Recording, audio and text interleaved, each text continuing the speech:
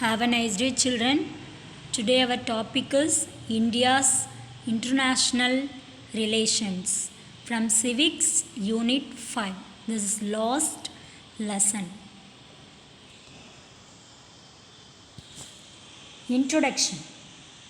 Independent India has been consistently fostering world peace and international cooperation.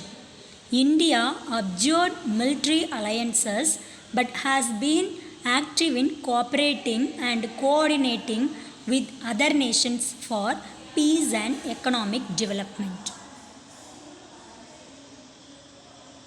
India would prefer a peaceful, wealthy neighborhood responsive to its own needs and wishes.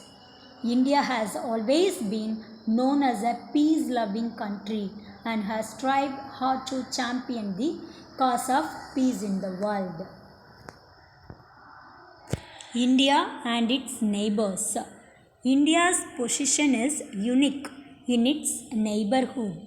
India is a vast country with Pakistan and Afghanistan to the northwest, then China, Nepal, Bhutan to the north, Bangladesh to the east, Myanmar to the far east, Sri Lanka is from southeast, and Maldives from southwest are two countries that lie close to India, separated by the Indian Ocean.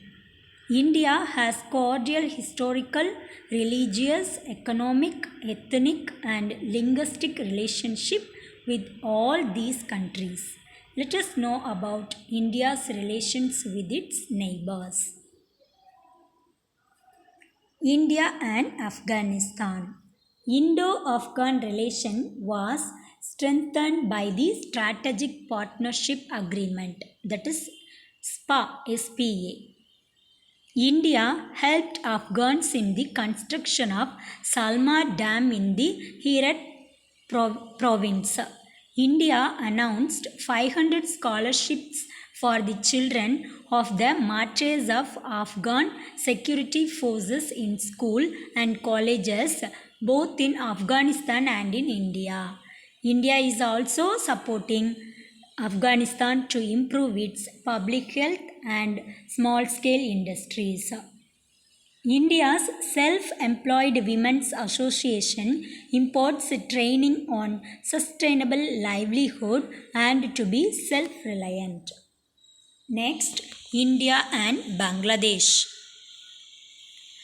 India was the first nation to acknowledge Bangladesh, the former East Pakistan, as an independent country. India and Bangladesh share the longest land boundary of 4,096.7 kilometers.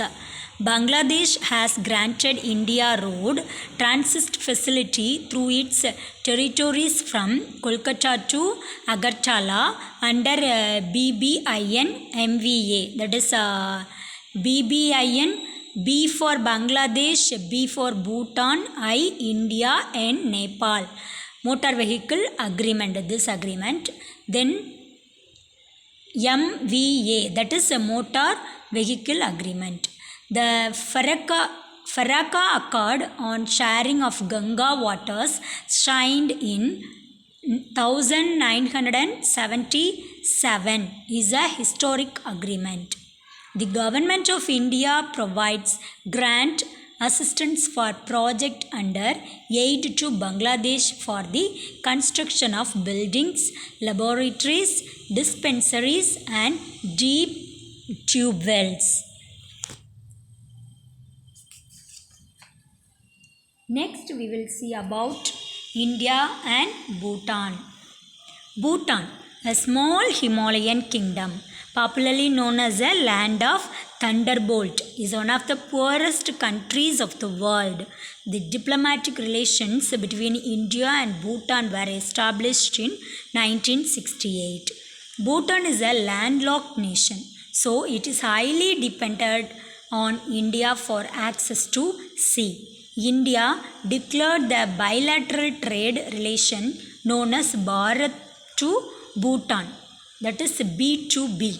India provides scholarship to Bhutanese students to study in prestigious institutions of higher learning. Government of India has constructed 3 hydroelectric projects in Bhutan, that is Chukka, Karichuchu and Tala.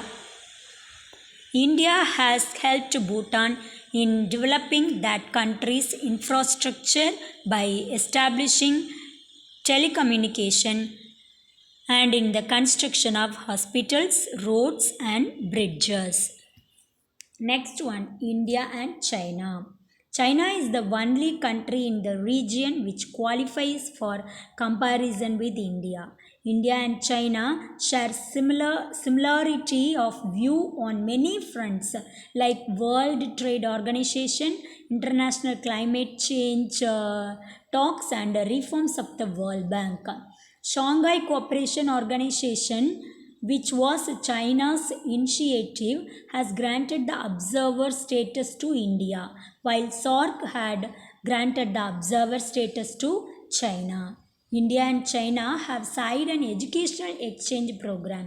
Under this agreement, scholarships are awarded to 25 students by both sides in recognized institutions of higher learning in each other's country. Next one, India and Maldives. Maldives is located south of Lakshadweep Islands in the Indian Ocean. The relationship with Maldives is important for India given its strategic location and geographical proximity. India and Maldives share ethnic, linguistic, cultural, religious and commercial links steeped in antiquity and enjoy cordial and multi-dimensional relations. Trade and tourism are being developed between the two countries. Next one, India and Myanmar. India's second largest border is shared with Myanmar, that is known as Burma till 1989. Myanmar is India's gateway to Southeast Asia. India is building the Caledon Multi-Modal Transport, a road river port cargo transport project to link Kolkata to Sittwe in Myanmar, a project aiming to connect Kolkata with Ho Chi Minh. Myanmar is an important partner in our energy needs for petroleum and natural gas. Then India and Nepal. Nepal is a natural buffer between India and China. Being a small landlocked country, Nepal depends on India for economic support and transit facilities. India provides substantial financial and technical development assistance with the focus on infrastructure, irrigation, health, energy projects and community development. Nepali and Indian people visit each other's country for religious pilgrimage. A joint hydropower project is being built on the Sarda River. This power plant helps both India and Nepal with respect to electricity production and irrigation facilities. Next one, India and Pakistan. The two nations have had strained relations due to disagreements over a number of key issues. Terrorism remains our core concern in the relationship with Pakistan. India has made extreme efforts to improve and stabilize relations with Pakistan. The cross-border firing between India and Pakistan and the terrorist attacks combined have taken its toll on the Kashmiris, who have suffered poor living standards and an erosion of human rights. Kashmir is the bone of contention between India and Pakistan, which has brought the two countries into an open clash many times.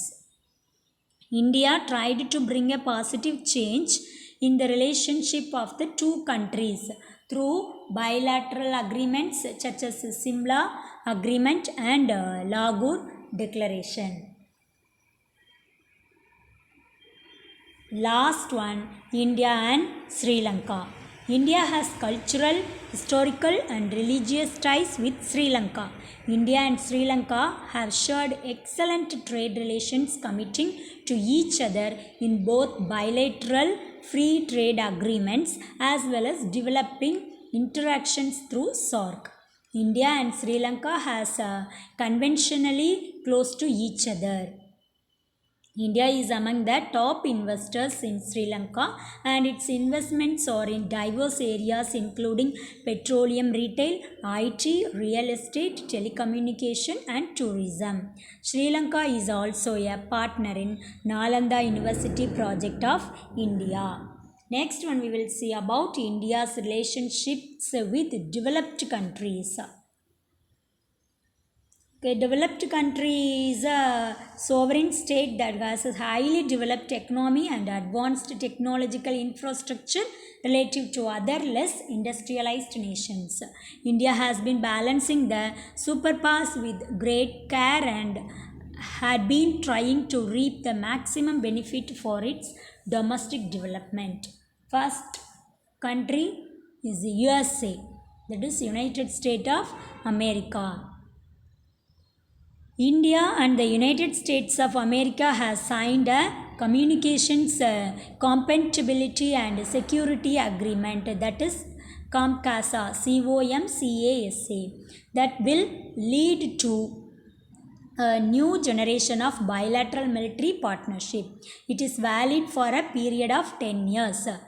COMCASA, that is communications compatibility and security agreement, that gives India access to advanced communication technology used in US defense equipment and allows real-time information sharing between the militaries of the two countries. Next, India's relationship with European countries. There has been a significant progress in all areas, particularly the growing cooperation and exchanges include defense, counter-terrorism, nuclear energy and space. French space launch pads are used by ISRO. India and France are cooperating on developing smart cities Chandigarh, Nagpur and Puducherry. India and France launched the International Solar Alliance, which brings together countries between Tropic of Cancer and Tropic of Capricorn for cooperation on solar energy. Next one, India relationships with Australia. India and Australia have built strategic trust over the years, slowly yet steadily. Australia and India are committed to working together to enhance maritime cooperation with India's bilateral Navy exercise, that is AUSINDEX. Then India relationships with Japan. India decided to introduce the Japan's Shinkansen system. It is the highest class of high-speed railway system with safety and accuracy. Delhi Metro is one of the most successful examples of Japanese cooperation. The government of Japan has offered 20 seats per year to Indian nationals for a master's degree course in the University of Japan for serving the Indian Railways. In the manufacturing sector, Japan announced its cooperation of training 30,000 Indian people in the Japan India Institute of Manufacturing, that is JIM, providing Japanese style manufacturing skills to enhance India's manufacturing industry base and contribute to Make in India and Skill India initiatives. Next, India and West Asia. West Asia includes Egypt, the Arabian Peninsula, Turkey and Iran. West Asia stands as a region of considerable significance for India, economically as well as strategically. A trilateral agreement called the Chabahar Agreement was signed between India, Afghanistan and Iran, which has led to the establishment of transit and transport corridor among the three countries using Chabahar port. This port is seen as golden gateway for India to access landlocked markets of Afghanistan and Central Asia, bypassing Pakistan. Next, India and international organizations.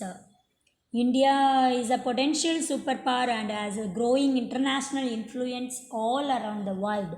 Being a newly industrialized country, India has a great history of collaboration with several countries. It has acted as a prominent member of several international organizations and has been a founding member of some. India is a member of formal groupings. India has been extending a helping hand to the UNO in all her efforts in ending military conflicts and in promoting peace and progress among the nations. BRICS.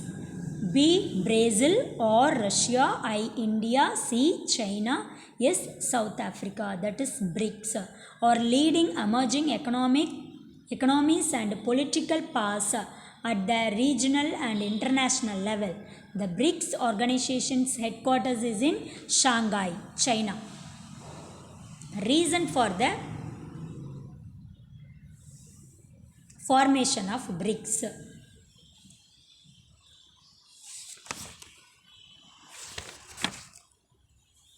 To be an alternative to World Bank and IMF to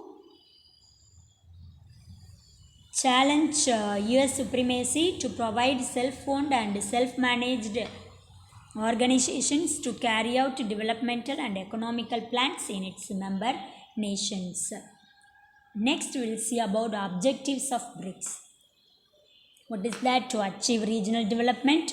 It acts as a bridge between developed and developing countries, to contribute extensively to development of humanity, to establish a more equitable and fair world, boost intra-BRICS trade in their local currencies to increase trade cooperation and cope with the current international financial crisis, to promote the technological information exchange among the member states, to enhance inclusive economic growth that will lead to an increase in the creations of jobs, fight against poverty, and accelerate the economic transformation of members.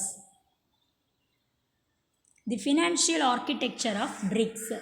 The New Development Bank (NDB) is a multilateral development bank. Its primary focus is lending for infrastructure projects.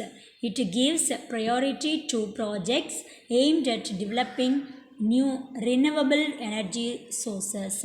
The Contingent Reserve Arrangement, that is CRA, is a framework for providing protection against global liquidity pressures, which includes currency issues.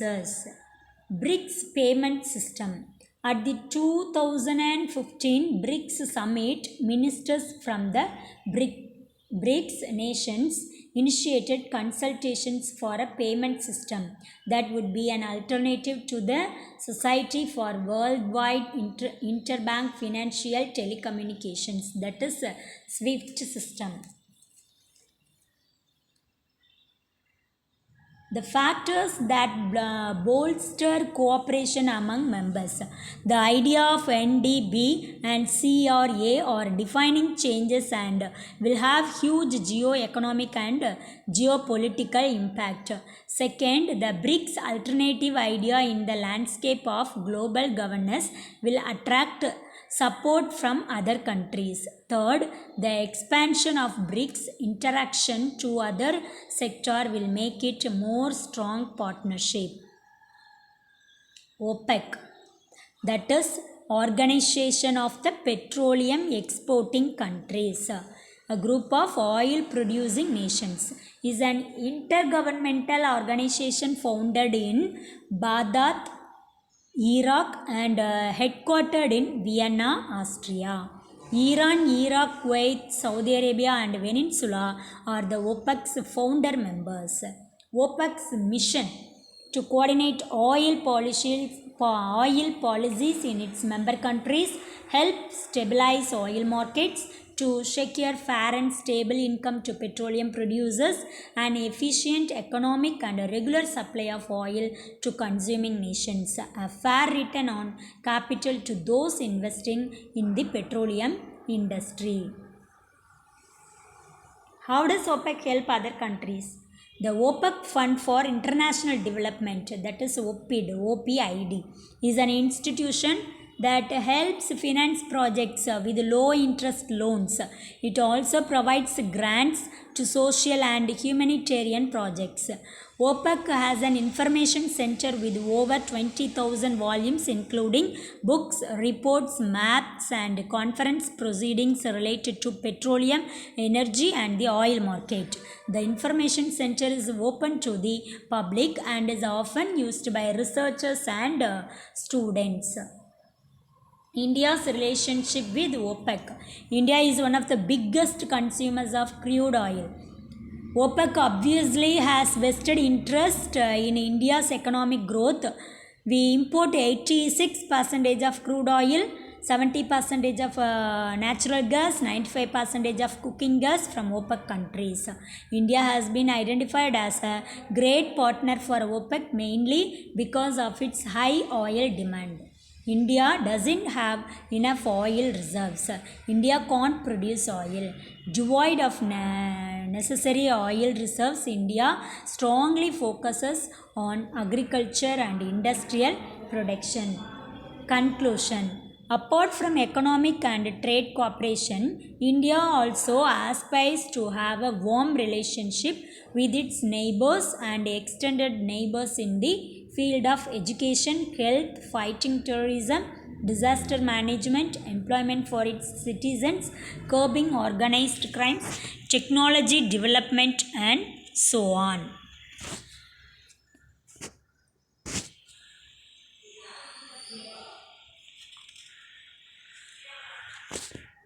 Go through the lesson, learn book back question and answer. Don't waste your time.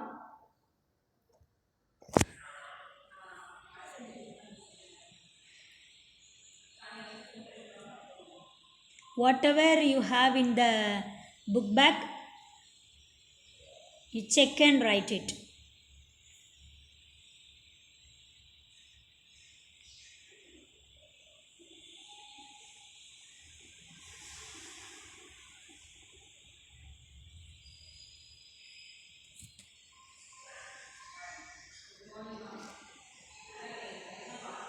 Thank you, ma. Take care of yourself. Bye.